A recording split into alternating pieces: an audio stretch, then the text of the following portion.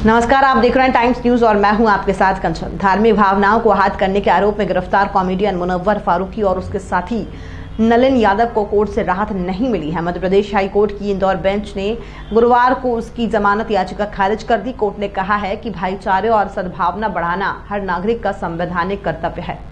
Comedian पर आरोप है कि उन्होंने इंदौर के 56 दुकान क्षेत्र में एक कार्यक्रम के दौरान धार्मिक भावनाओं का मजाक उड़ाया था। फारूकी की जमानत अर्जी पर 25 जनवरी को बहस के बाद हाईकोर्ट ने फैसला सुरक्षित रख लिया था। आपको बता दें कि फारूकी 27 दिनों से जेल में बंद है। फिलहाल वो जेल में ही रहेगा। क्या हुआ था, कोर्ट में 25 जनवरी को फारूकी की ओर से राज्यसभा सदस्य और सीनियर एडवोकेट विवेक तनखा ने पैरवी की थी। शासन और आपत्तिकर्ता की ओर से कहा गया था कि फारूकी धार्मिक भावनाओं को आहत करने का आदतन आरोपी है। अन्य राज्यों में उसके खिलाफ इस तरह के केस चल रहे हैं। मामला बहुत गंभीर है। जिस थाने में केस दर्ज हुआ है वहां पर कई लोग आकर आवेदन कर चुके हैं कि फारूकी की हरकत से उनकी धार्मिक भावनाओं को ठेस पहुंची है। वहीं फारूकी की ओर से कहा गया है कि लोगों की धार्मिक आस्था को ठेस पहुंचाने का कोई इरादा नहीं था। मुनव्वर सभी धर्मों का बहुत सम्मान करता है। न्यायिक हिरासत में उसे काफी वक्त हो चुका है। पुलिस की जांच और ट्रायल में काफी वक्त लगेगा। उसे जमानत का लाभ दिया जाना चाहिए। कोर्ट ने सभी पक्षों को सुनने के बाद फैसला सुरक्षित रख लिया। जमानत खारिज करते हुए कहा कि कोर्ट ने कहा कि भाईचारे और सद्भावना का प्रचार प्रसार करना हर नागरिक का संवैधानिक अधिकार है। साथ ही संविधान के अनुच्छेद 15A के तहत कोर्ट ने ये कहते जमानत खारिज कर दी गई है कि अभिव्यक्ति की आजादी के नाम पर कोई भी व्यक्ति किसी भी प्रकार की धार्मिक भावना को भड़काने वाली अगनल और अशोभनीय टिप्पणी नहीं करे। देश में रहने वाला कोई भी व्यक्ति किसी भी धर्म के विरुद्ध बातें ना करे। हमारा देश सुंदर देश है। धर्म, भाषा, संस्कृति, भौगोलिक स्थल आदि के कारण वैश्विक स्तर पर ये विविधताओं के बीच ये सह अस्तित्व का उदाहरण है। कानून के शासन के सिद्धांतों द्वारा शासित एक कल्याणकारी समाज में सभी नागरिकों के बीच पारस्परिक सम्मान, आस्था और विश्वास सह अस्तित्व के बुनियादी सिद्धांत हैं। बताइए, क्या आज मुनव्वर फारूकी में सर आज क्या डिसीजन आया है? हाईकोर्ट में जमानत मिली?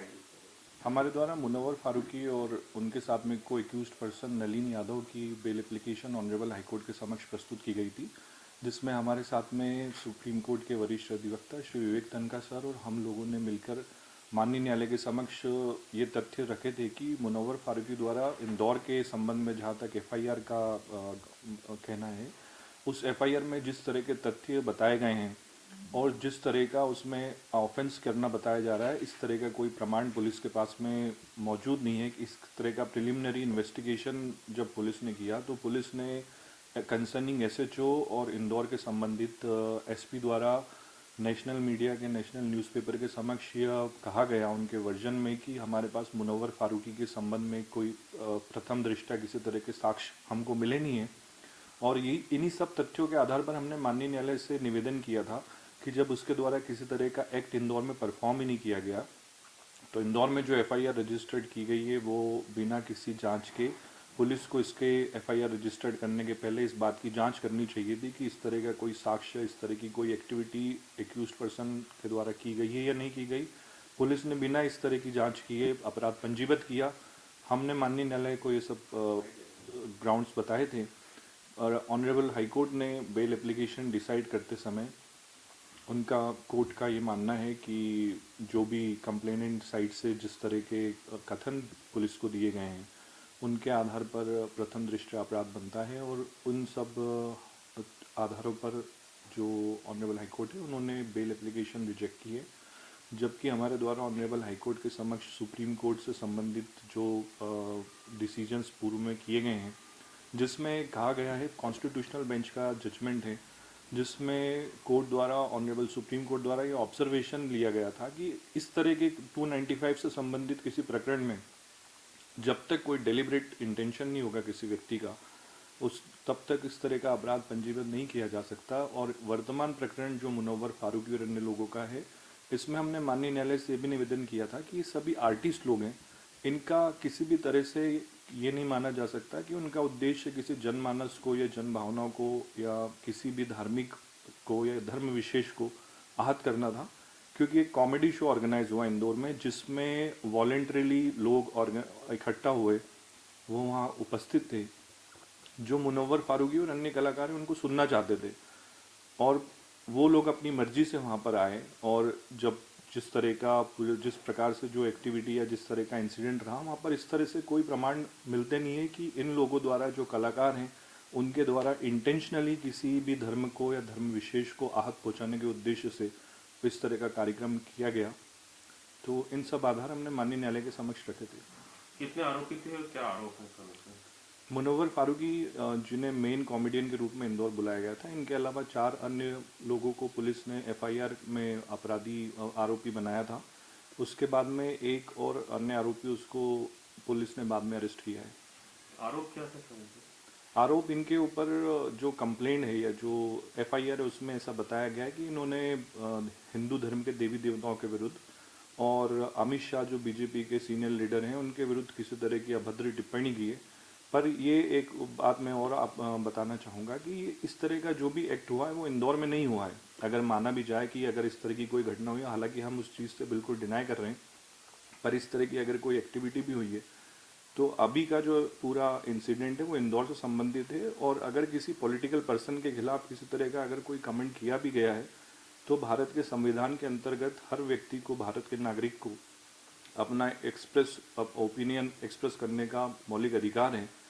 और जो एफआईआर के कंटेंट है उनसे किसी भी तरह से प्रमाणित नहीं पाया जाता है कि उनके द्वारा किसी भी तरह के ऐसा कोई एक्ट किया गया है जो सेक्शन 295A के दायरे में आता हो। कितने दिन सर जेल में? इनको 1 जनवरी 2021 को अरेस्ट किया था, तब से अभी आज तक अभी जुडिशियल कस्टडी में। अभी तो केस वहाँ पर पेंडिंग है संबंधित न्यायालय के समक्ष। आगे क्या तैयारी है सुप्रीम कोर्ट जाने की? अभी हम इन सब आधारों पर, जो हमारे आधार थे और जिस तरह से प्रकरण पंजीबद्ध किया गया है, वो कहीं किसी भी रूप में सही नहीं है। तो इन सब ग्राउंड्स को लेकर हम ऑनरेबल सुप्रीम कोर्ट के समक्ष जमानत आवेदन की तैयारी कर रहे हैं और जितनी जल्दी होगा हम जमानत आवेदन पेश करेंगे। Your name? अंशुमन श्रीवास्तव। मुनव्वर फारूकी द्वारा 1 जनवरी 2021 को 56 दुकान स्थित मुनरो कैफे में हिंदू देवी देवता और हिंदू समाज के विरुद्ध आपत्तिजनक टिप्पणियां की गई थी कॉमेडी शो के माध्यम से, जिसमें दिनांक 2 जनवरी को जिला न्यायालय द्वारा जमानत याचिका खारिज की गई थी, जिसमें उच्च न्यायालय में जमानत याचिका लगाने पर हमारे द्वारा श्री योगेश जी ठाकुर वीर शिवाजी ग्रुप द्वारा आपत्ति दर्ज कराई गई थी, जिसमें हिंदू देवी देवताओं और आपत्तिजनक वीडियो के फुटेज हमारे द्वारा पेश किए गए थे।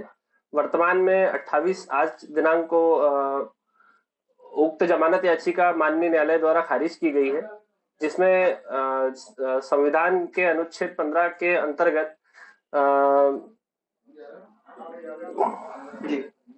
आप ये कहते हुए खारिज किया गया है कि अभिव्यक्ति की आजादी के नाम पर कोई भी व्यक्ति किसी भी प्रकार की धार्मिक भावना भड़काने के परिप्रेक्ष्य में किसी भी प्रकार की अनर्गल और अशोभनीय बातें नहीं करे।